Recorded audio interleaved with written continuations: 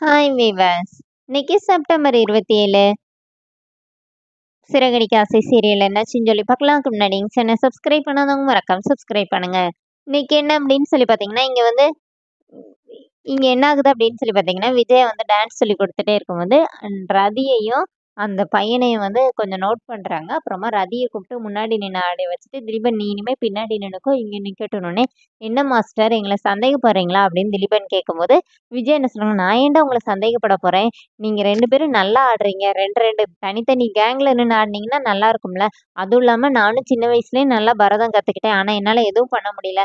நீங்களாச்சும் சாதிக்கணும்ல அதுக்காண்டி தான் அப்படிங்கிற மாரி சொல்லி இது பண்ணி விட்டுருந்தாங்க. இங்க ரூம்ல போய் உட்காந்து பார்வதியும் விஜயாவும் பேசிட்டு இருக்கும்போது, விஜயா கிட்ட வந்து பார்வதி கேட்குறாங்க, ஏன் திடீர்னு இவங்க 2 பேரும் இடமாத்தி விட்டேன்னோனே, அப்ப விஜயா வந்து சொல்றாங்க, இல்ல அவங்களோட நடவடிக்கையே கொஞ்சம் சரியில்லாத மாரி தான் இருக்குன்னோனே, இப்போ அவங்க பார்வதி என்ன சொல்றாங்கன்னா, அப்ப பேசாம இவங்கள வந்து டான்ஸ்லேருந்து நிப்பாட்டிற வேண்டியதானே? ஏன் இந்த மாரி ரிஸ்க் எடுக்கணும்? நாளைக்கு எதனாச்சும் பிரச்சனை ஆச்சுன்னா, போலீஸ் நம்மளெல்லாம் வந்து பிடிக்கும். ஐயோ! எனக்குன்னு இருக்கிறது இந்த வீடு தான். இந்த வீட்ல எதுவும் பிரச்சனை ஆயிறாதேன்னோனே, இப்ப விஜய் என்ன சொல்றாங்கன்னா, மீனா சொல்லிலாம் நம்ம அந்த மாரிலாம் பண்ண வேண்டான்னோனே, என்ன நீ இப்படி சொல்லிட்டு இருக்க? அதனால என் வீட்டுக்கு எதுவும் பிரச்சனை வந்துராதுன்னோனே, இப்ப விஜய் என்ன சொல்றாங்க, அதெல்லாம் வராது சும்மா இரு அப்படின்னு. இங்க என்ன ஆகுதுன்னா, கோயிலுக்கு வந்து மனோஜ் வந்து அவரோட பாடி கார்ட், ரோஹிணி எல்லாரையும் கூட்டிட்டு போறாரு. அங்க போனா வந்து அந்த பிஏ இருக்கார்ல, அவர் வந்து சாமியார் வேஷம் போட்டு நிக்கிறாரு.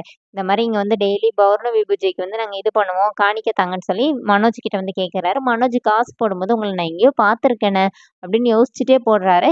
அப்புறமா இந்த நீ உன் பேர் மனோஜ் தானே, உனக்கு ஒருத்தர் லெட்டர் குடுத்துருக்காருன்னு சொல்லிட்டு அந்த லெட்டர கையில குடுக்கும்போது, அதுல என்ன இருக்குன்னா, இந்த மாரி நீ வாழ்க்கை ஃபுல்லா பயந்துகிட்டே இருக்கணும் தான் நான் உனக்கு இந்த மாரி லெட்டர் எழுதிட்டு இருக்கேன் அப்படிங்கிற மாரி அந்த லெட்டர்ல இருக்குது.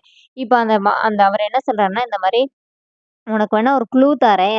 இது என்கிட்ட தந்தது யாருன்னு சொல்லிட்டு, இந்த மாரி அவர் நடிச்ச படம் வந்து ரஜினியோட படம் அப்படின்னோனே, பாடிகார்ட்ட கேட்கும்போது வரிசையா படம் பேர் சொல்றாரு.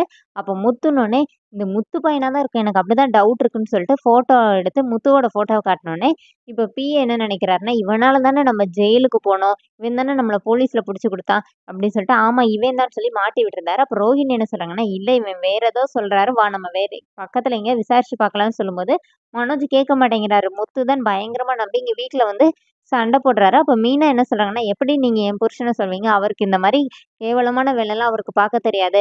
அவர் எதுவா இருந்தாலும் நேருக்கு நேர் கேட்டுருவாரு. முதுகுக்கு பின்னாடிலாம் அவர் பேச மாட்டாரு அப்படின்னு சொல்லும்போது, மனோஜ் கேட்க மாட்டேங்கிறாரு. அவன் இன்னைக்கு வரட்டும் அப்படின்னு சொல்லிட்டு வெயிட் பண்ணிட்டே உட்கார்ந்துருக்கிறாரு. அதோட என்னோட எபிசோட் ரன் பண்ணியிருக்காங்க. தேங்க்ஸ்.